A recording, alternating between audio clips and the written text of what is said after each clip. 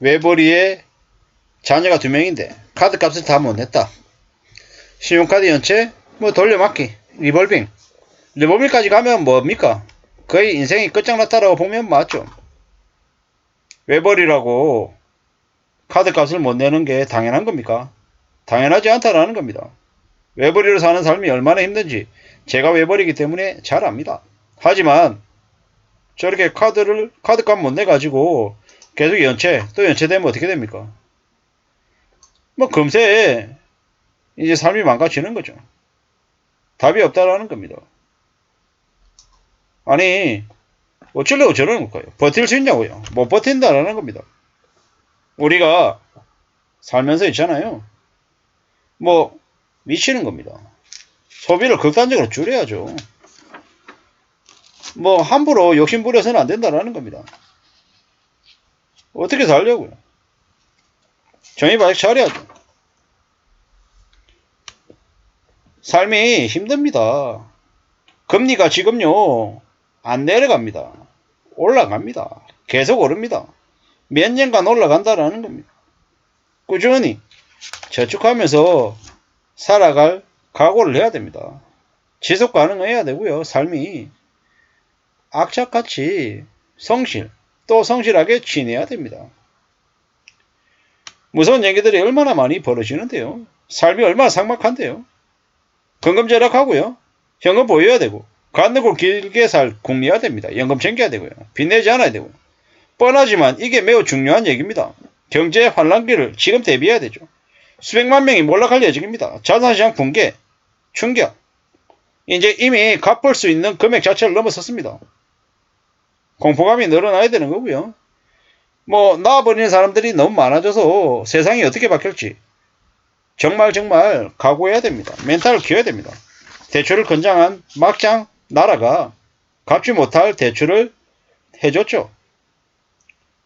월급을 300만원 400만원 받는데 빚을 5억 이상 갚는 게 감당이 됩니까? 감당이 안됩니다. 감당이 안됩니다. 그리고 이자를 원리금을 300 400 내던 걸 500 600 내게 되면요 못 일어섭니다. 못 무너짐 뭐 답이 없습니다. 감당 못할 대출을 한 이들이기 때문에 이제 생활비가 없는 거죠. 그러다 보니까 이제 카드 연체하고 돌려막기 하는 거죠. 근데 저 돌려막기 하는 게 계속 저럴 수 있습니까? 안 되죠. 답이 없습니다. 꽤 충격적인 일들이 벌어지는 거죠. 저렇게 이제 빚 못 갚아가지고 난리치다 보면 나중에 어떻게 됩니까?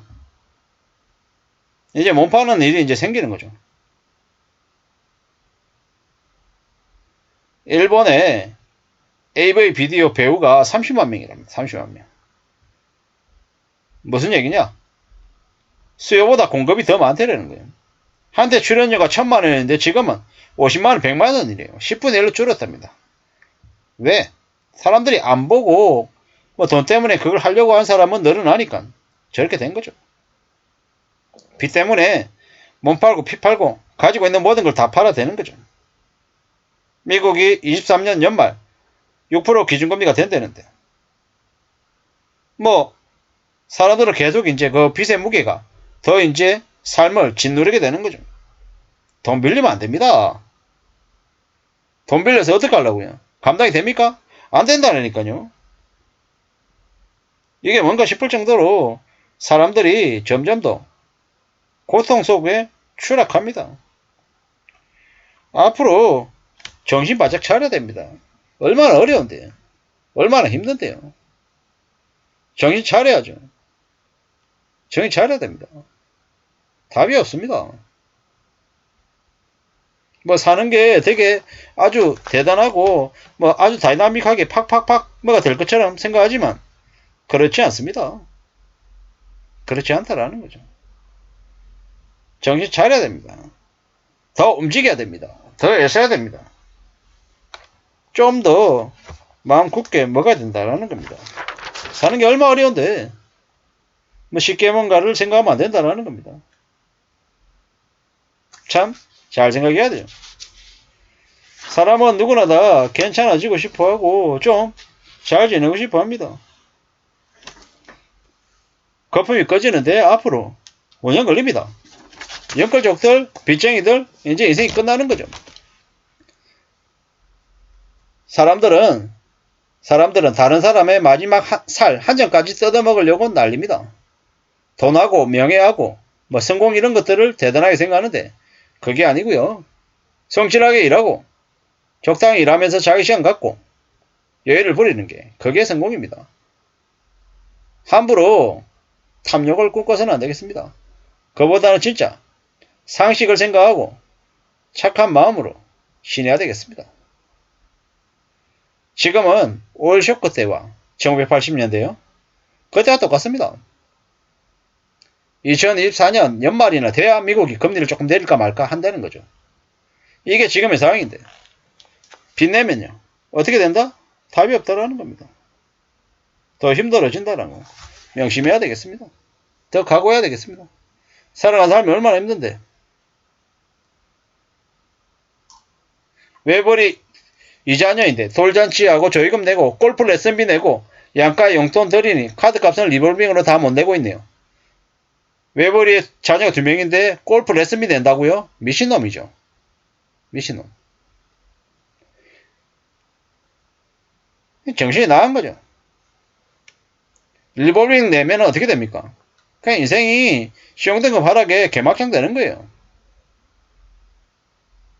리볼빙 받는 순간 인생이 이제 끝장났다라고 보면 거의 맞습니다. 사는 게 얼마나 무서운데. 쉽게 생각하면 안 된다라는 거예요. 참 어처구니가 없죠.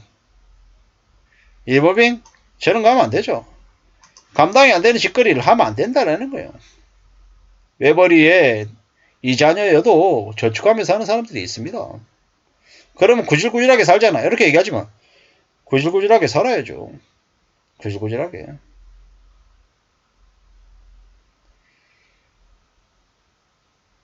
참 이래저래 많은 생각들이 듭니다. 정신 바짝 차려야죠. 참 많은 생각들이 듭니다. 삶이 얼마나 힘든데. 돈이 모자라는 이유가 다른 거 없다라는 거죠. 참 쓸 건 지가 다 쓰고 나중에 빚 때문에 못 살겠다고 탕감받고 이러면 보통의 사람들이 화가 나는 거죠. 성실하고 착실하게 사는 사람들이 말이죠.